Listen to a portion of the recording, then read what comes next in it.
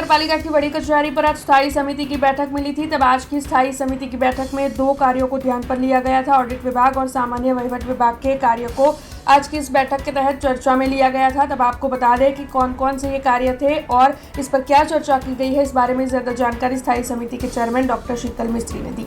आज स्थायी समिति में 2 प्रपोजल, एक रेग्युलर और एक વધારાના કામ તરીકે ચડાવવામાં આવી હતી। રેગ્યુલર પ્રપોઝલમાં 27/1 2/2/2025, 3/2/2025 9/2/2025, 10/2/2025 16/2/2025, 17/2/25 23/2/25 દરમિયાન પોસ્ટ ઓડિટની વિગતો ચીફ ઓડિટર તરફથી આવી તે જાણમાં લેવા બાબતની દરખાસ્ત હતી, જેને જાણમાં લેવામાં આવી છે।